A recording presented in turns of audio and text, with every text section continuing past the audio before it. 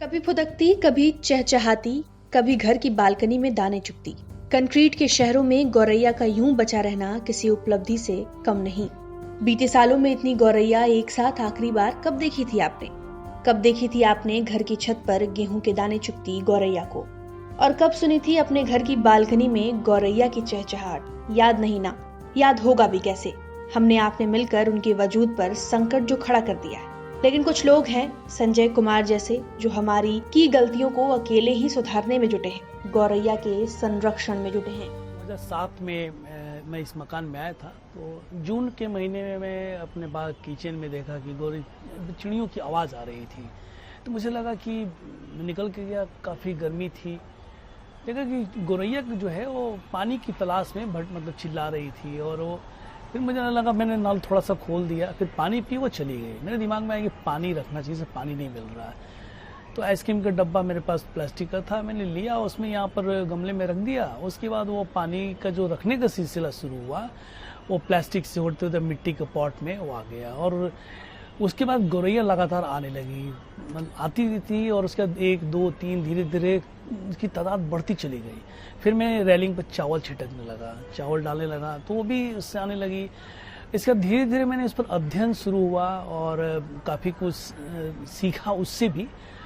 और फिर मैंने चेंज किया, देखा कर ये तो विलुप्त हो रही है, मतलब 60 से 80% गौरैया वर्ल्ड से गायब हो चुकी है। तो फिर मैंने उसके लिए चीज़ों को बदलने की कोशिश की, पढ़ने की कोशिश की, बॉक्स लगाना शुरू किया मैंने।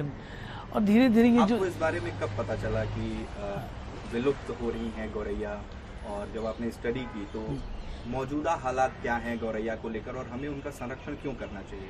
देखिए, शुरुआत में जैसे मैंने बताया कि जो देखा और मैंने गर्मियों के दिन में रखा, लेकिन जब इसको मैंने फोटो खींचना कर डालकर फेसबुक पर डालना शुरू किया था, तो लोगों ने बताना शुरू किया, और मैं भी बताने रही तो दिखती नहीं है, विलुप्ति के कार पर है। तो कई मेरे मित्र हैं, उनसे भी बातचीत होने लगी।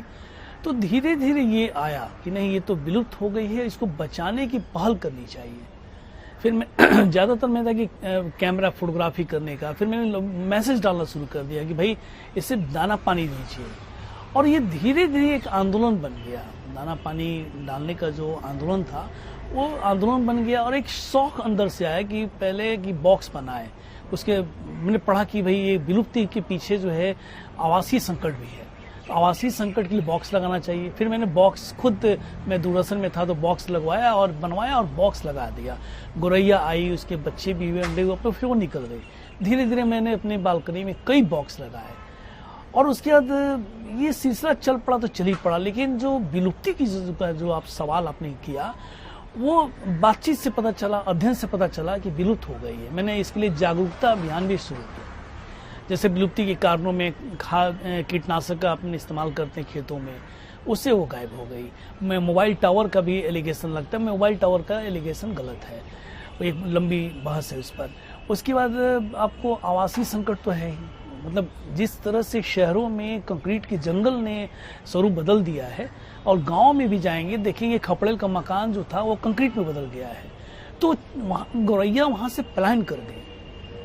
तो 2020 में एक आंकड़ा आया था, एक सर्वे हुआ था, द इंडियन बर्ड सोसाइटी ने इसका किया था, और बताया कि इंडिया में पिछले 25 साल में गौरैया स्थिर है, उसकी संख्या घटी नहीं है, विलुप्त नहीं है, रेड कार्ड में शामिल नहीं है। लेकिन पटना में आप कंकड़ बाग में आप यहाँ देखेंगे गौरैया है, लेकिन आप बोरिंग रोड जाएंगे तब तो नहीं मिलेगी।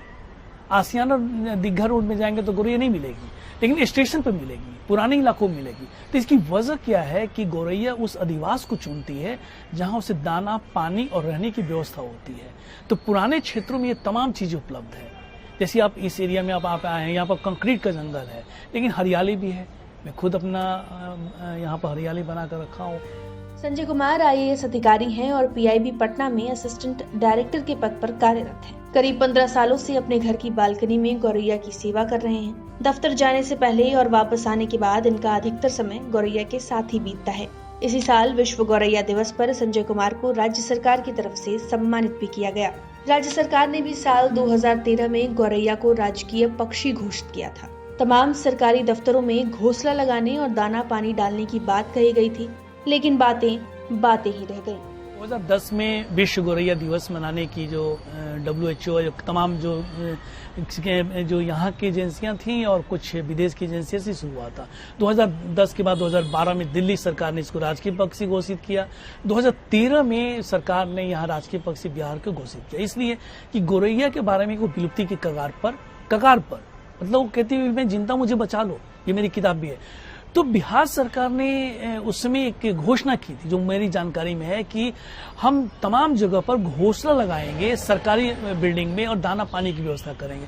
शायद ये नहीं दिखता, ये सरकार की जो घोषणा जो है जमीनी स्तर पर नहीं आ पाई, लेकिन पटना जू में जाएंगे तो घोंसला आप देखेंगे वहां पर लगाया गया है। और हर साल 20 मार्च को विश्व गौरैया दिवस पर राज्य सरकार कार्यक्रम करती है, जागरूकता फैलाने की कोशिश करती है, लेकिन एक दिन से ही काम नहीं चलेगा। अगर सरकार एक दिन करती है तो नहीं होगा, इसको हर दिन करना हो। संजय अपने स्तर पर समय समय पर फोटो एग्जीबिशन का भी आयोजन करते हैं, ताकि गौरैया संरक्षण को लेकर लोगों के बीच एक संदेश जाए। फिलहाल वो लोगों को निःशुल्क बॉक्स भी उपलब्ध कराते हैं, ताकि लोग उसे अपने घरों में लगा सकें और गौरैया को ज्यादा से ज्यादा संरक्षित कर सकें। गौरैया बिहार की राज्य पक्षी है, लेकिन उनकी घटती संख्या एक चिंता का विषय है। राज्य सरकार अपनी तरफ से कोशिशें जरूर कर रही है, लेकिन वो पर्याप्त नहीं है। गांवों के मुकाबले शहरों में पक्षियों का संरक्षण थोड़ा मुश्किल जरूर है, लेकिन ऐसे में जरूरत है कि हम सभी मिलकर गौरैया समेत दूसरे पशु पक्षियों का सहारा बने और उन्हें उनका हक लौटाएं। हमारे सहयोगी नदीम आलम के साथ उत्कर्ष कुमार सिंह, पटना।